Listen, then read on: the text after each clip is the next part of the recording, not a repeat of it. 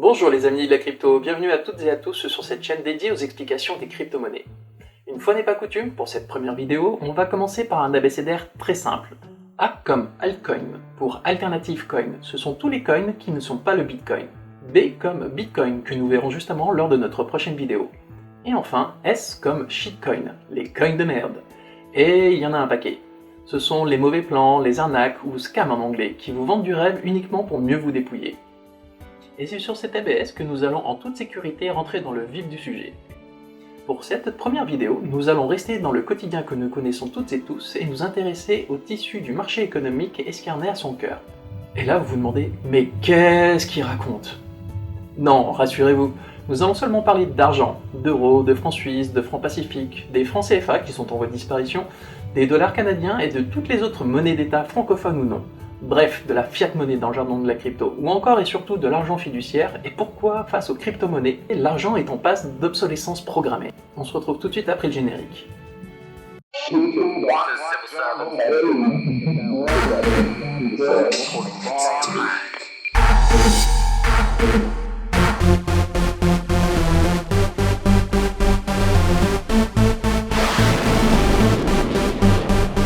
Dans cette vidéo, nous allons parler d'argent, d'or et de crypto-monnaie, et vous comprendrez d'ici la fin de cette vidéo que ce titre accrocheur, l'obsolescence programmée de l'argent, n'est même pas un titre putaclic, mais une conclusion que vous tirez vous-même de cette réalité.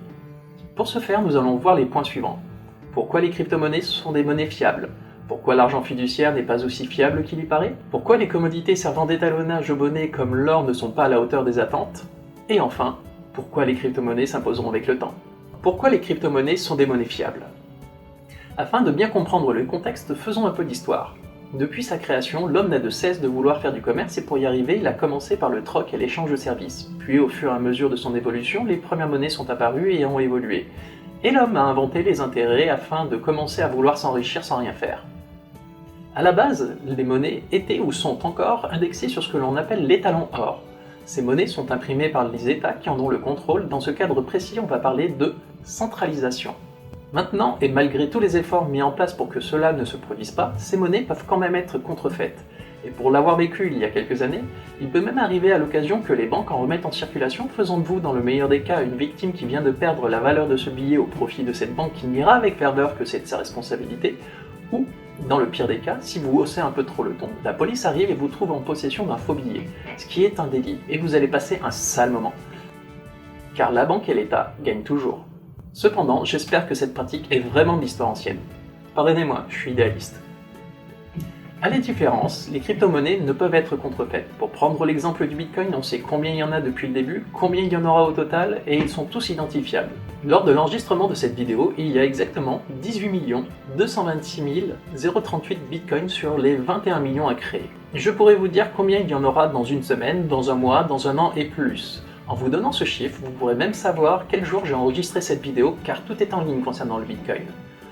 Chose qu'une banque centrale serait incapable de faire si jamais je sorte un billet. Pour rester sur l'exemple du Bitcoin, il est divisible 1 million de fois et peut être réassemblé plus tard. Combien de fois peut-on diviser un euro ou un lingot d'or? Chaque Bitcoin a la même valeur, à contrario des billets de banque qui ont des valeurs différentes. Chaque Bitcoin est identifiable, et n'importe quel portefeuille peut attester rapidement de son authenticité. Un Bitcoin ne peut être contrefait. Lui. N'importe quel Bitcoin contient les registres comptables de toutes les opérations auxquelles il a participé depuis le début. Et c'est aussi disponible sur tous les ordinateurs du monde ayant téléchargé sa blockchain, ce qui fait du Bitcoin et des crypto-monnaies des monnaies fiables. Aussi, un autre atout majeur des crypto-monnaies est qu'elles sont pratiques et utilisées. Vous pouvez effectuer des transactions quasiment instantanément, pour certaines cryptos, vers le monde entier. Vos cryptos traverseront les frontières pour trouver le compte de leur destinataire sans avoir à passer par les douanes, tout comme elles n'ont pas de poids, d'odeur ou même d'enveloppe physique. Ce qui fait des cryptos les seules monnaies qui peuvent être transférées à distance sans avoir besoin de la permission des tiers de confiance que sont les banques. Mais les crypto-monnaies ont un autre avantage qui un jour sera vu comme étant critique pour les monnaies traditionnelles. Elles sont programmables. Oui, elles peuvent être programmées. Programmées pour faire toutes sortes d'activités économiques, souvent sans l'intermédiaire d'aucune sorte. Cette capacité de programme, sans avoir à faire confiance à un tiers, est impossible pour l'argent fiduciaire qui lui devra transiter de banque à banque alors qu'à l'époque du numérique cela devient un des avantages des plus importants. Nous verrons ce sujet plus en détail lors d'une prochaine vidéo concernant la blockchain. Pourquoi la fiat monnaie ou l'argent fiduciaire n'est pas aussi fiable qu'il n'y paraît? C'est vrai, Pourquoi devrait-on s'inquiéter des crypto-monnaies et de leurs avantages et attributs considérables quand nous avons déjà des billets de banque dans nos portefeuilles? Prenons l'exemple des euros qui, pour rappel, a vu le jour le 1er janvier 1999.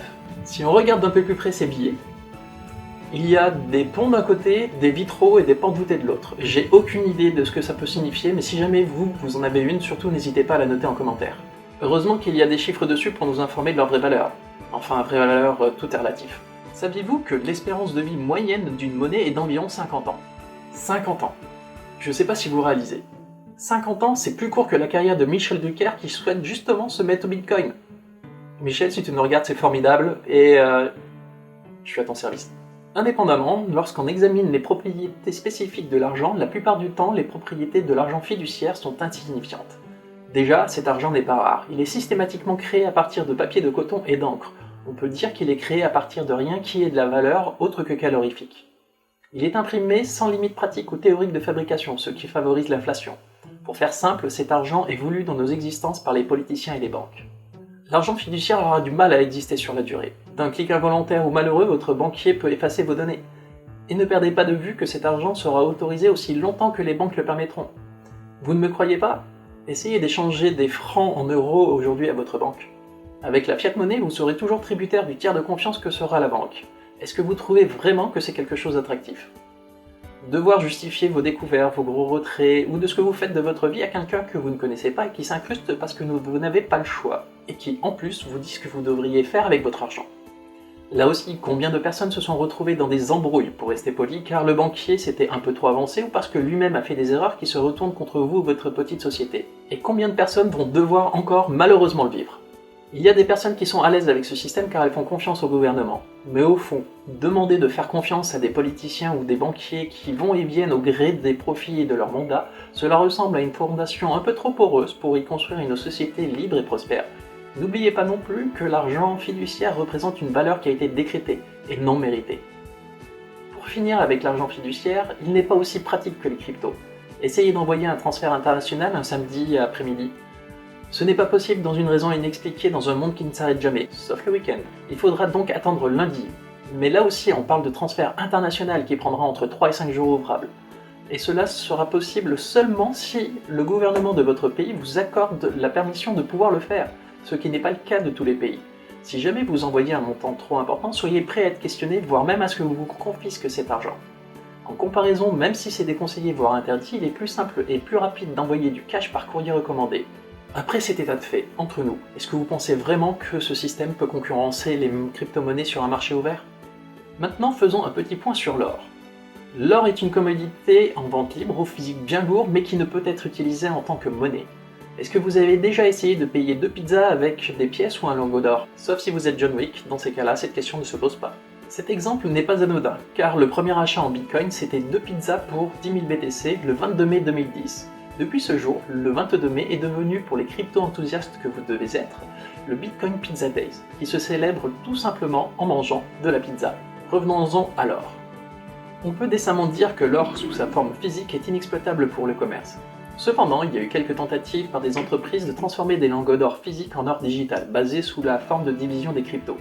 Mais là, ce sont les gouvernements qui sont pas prêts de l'accepter, car toutes ces tentatives se sont faites sanctionner, et ces expériences se sont extrêmement mal terminées juridiquement et financièrement parlant. On parle de prison et de saisies des biens. Les crypto-monnaies s'imposeront car il n'y a pas de compétiteurs en argent fiduciaire actuellement. Et ce n'est pas pour rien que les banques centrales ont annoncé récemment travailler sur leur propre crypto-monnaie. Et c'est aussi pour cette raison qu'un jour qui n'est plus si loin, une crypto-monnaie gouvernementale remplacera la monnaie fiduciaire. En attendant, les cryptos sont les meilleures monnaies disponibles à ce jour car elles sont décentralisées. Et nous verrons pourquoi lors de notre prochaine vidéo concernant le Bitcoin. Bien sûr, cela ne se fera pas instantanément, et personne ne passera directement des espèces sonnantes et trébuchantes de son compte en banque aux crypto-monnaies et à leur portefeuille que l'on appelle wallet dans leur jargon. De plus, les wallets, eux, ne sont pas taxés de frais de gestion. Comme vous le comprenez, l'adoption des cryptos se fera progressivement et sera utilisée occasionnellement comme une alternative à l'argent fiduciaire.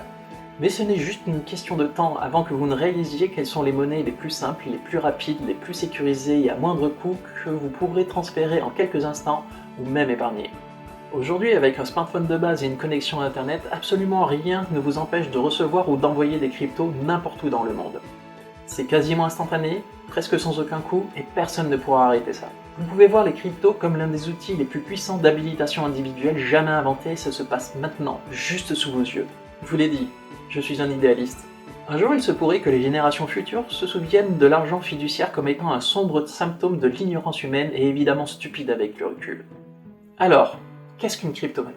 Une crypto-monnaie, c'est une monnaie numérique qui se passe du tiers de confiance qu'est la banque et de ses services coûteux en les remplaçant par des services décentralisés disponibles 24 heures sur 24, 7 jours sur 7, plus rapides et plus fiables que les monnaies fiduciaires, à moindre coût et totalement sécurisés, basés sur la technologie de la blockchain. C'est ce que nous verrons au fur et à mesure des vidéos. Mais si on résume vraiment, qu'est-ce qu'une crypto-monnaie ? C'est tout simplement la monnaie des gens libres. Cette vidéo est terminée, je vous donne rendez-vous pour la prochaine vidéo qui traitera du Bitcoin, celui par qui tout a commencé. Cette vidéo vous a plu ? N'hésitez pas à la liker et à la partager, sans oublier de souscrire à la chaîne afin d'être informé des prochaines publications. Retrouvez-moi aussi sur Facebook et Twitter. À bientôt!